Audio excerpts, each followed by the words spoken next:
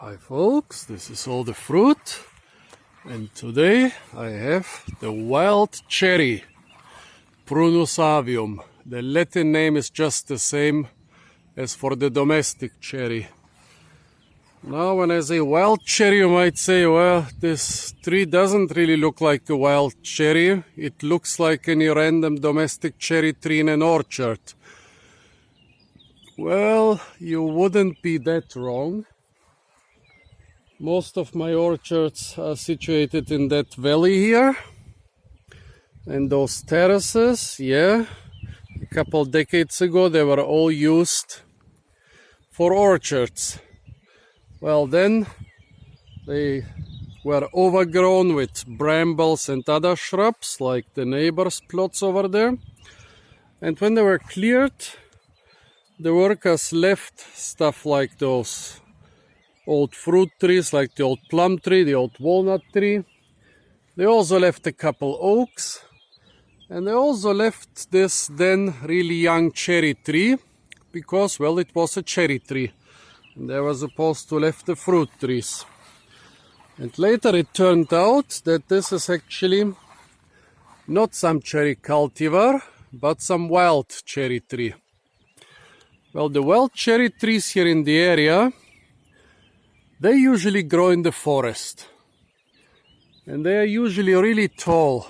If you are lucky, you can get a straight trunk 15, sometimes 18 meters high. Really nice and straight and thick, and you can sell that as timber. You get a lot of money because they like cherry for furniture and other things. The forestry department even has some wild cherry timber plantations.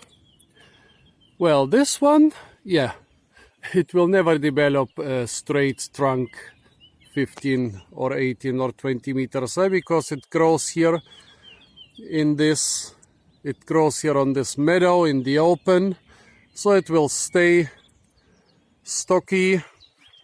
And this will enable me to harvest the cherries, because I don't plan to climb a wild cherry tree 15 or 18 meters just to get a couple wild cherries. So here I can do this from the ground.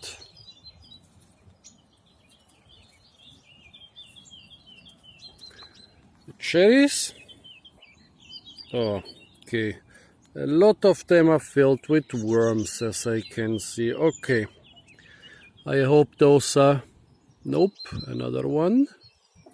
Well, the cherries are a lot smaller than most cherry cultivars.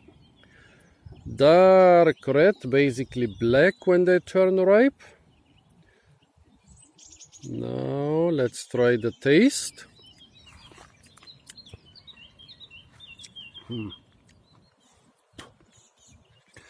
Well, bittersweet. Sweet and bitter. That's typical for wild cherries. However, this one, you can never be sure if it's 100% wild cherry. Behind me, about less than 100 meters away, is the forest, and there are wild cherries there, which I choose not to film because the young ones with branches near the ground, they have no fruit, and the old ones which have fruit, well, the fruit are too high above the ground. I choose to film the wild cherry here in the former orchard. And because there are also lots of domestic cherries grown here in this valley, I'm sure that this tree doesn't have 100% wild cherry genotype, but also some genes from a domestic cherry. Maybe the seed from which this tree originated came from a domestic cherry. Maybe it came from a wild cherry, but the pollen that pollinated it came from a domestic cherry. Since cherry cultivation has been quite important in this village here for hundreds of years, maybe even hundreds of years ago, its wild ancestor in the forest got interbred with some domestic cherries. So yeah, nowadays I think only a genetic analysis could tell you how much wild cherry genomes and how much domestic cherry genome is there. Or maybe even that wouldn't be possible because, well, there was of course interbreeding in this area for thousands of years between the wild cherries in the forest and the varieties and the modern varieties. So all I can say, this tree kind of looks like a wild cherry tree by the way it grows. The fruit kind of look like wild cherry fruit. They taste more or less like wild cherry fruit. So I call it a wild cherry, a wild Prunus avium, until somebody convinced me of the opposite. The